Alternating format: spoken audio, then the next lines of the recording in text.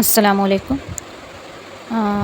அதாவது சஜ்தா திலாவத்தில் நிறைய டவுட் கேட்டிருந்தீங்க எல்லோரும்.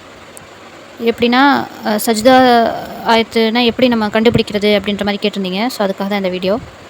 இப்போ குர்ஆன் ஷரீஃபில் சஜ்தா திலாவத்துடைய இடங்கள் வந்து 14 இருக்குது.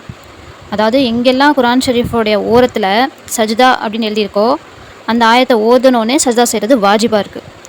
இந்த சஜ்தாக்கு தான் சஜ்தா திலாவத் அப்படின்ட்டு சொல்கிறோம்.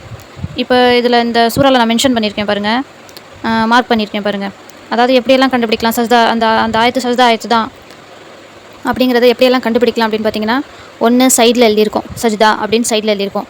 இன்னொரு விஷயம், அந்த ஆயத்து இருக்குது பார்த்தீங்களா, அந்த ஆயத்துக்கு மேலே குட்டியாக சஜ்தா அப்படின்னு எழுதியிருக்கோம். இன்னொரு விஷயம், சில நிறைய குர்ஆனில் வந்து கோடிட்டு காமிச்சிருப்பாங்க அந்த இடத்த. ஸோ இது மாதிரி தான் நம்ம சஜ்தாவுடைய ஆயத்து அப்படின்றத கண்டுபிடிக்கணும். இன்னொரு விஷயம், சஜ்தாவுடைய ஆயத்து ஆரம்பமாகிறது 9வது ஜுஸுல இருந்து தான் ஆரம்பமாகுது.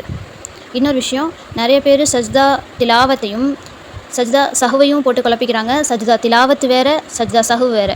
சஜ்தா திலாவத் அப்படின்னா என்ன அப்படின்னு பார்த்தீங்கன்னா, குர்ஆனில் நாம் வரக்கூடிய சஜ்தா, நம்ம ஓதக்கூடிய சஜ்தா ஆயத்துக்கு தான் சஜ்தா திலாவத் அப்படின்னு சொல்லிட்டு பேர். அதுக்கு தான் இந்த சஜ்தா செய்வோம் நம்ம.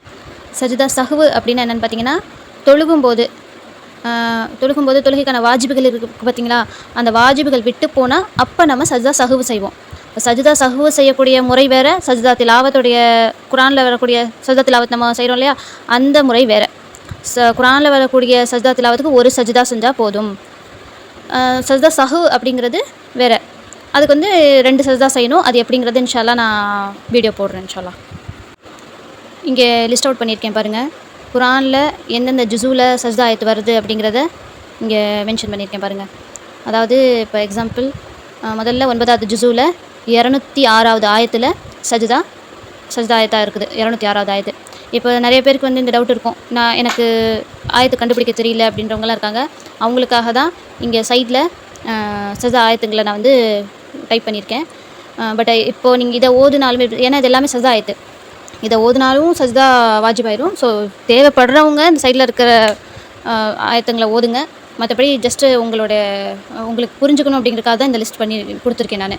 அதாவது இப்போது எந்தெந்த ஜுஸுவில், இப்போ 9வது ஜுஸு, 13வது ஜுஸு, எந்தெந்த சூரா, அல் அராஃப், அல் ராத், இந்த மாதிரி சூரா என்ன, இப்போ 9வது ஜுஸுன்னா எத்தனாவது ஆயத்து சஜ்தா ஆயத்து. ஸோ இது மாதிரி நீங்கள் உங்களுக்கு கண்டுபிடிச்சிக்கணும் அப்படிங்கிறதுக்காக தான் இந்த லிஸ்ட்டு. சரிங்களா? இன்னும் மேற்கொண்டு எதுவும் டவுட் எதுலேயும் இருந்துச்சு அப்படின்னா கேளுங்க. இன்ஷா அல்லாஹ் என்னால் முடிஞ்ச அளவு நான் உங்களுக்கு கிளியர் பண்ணுறேன்.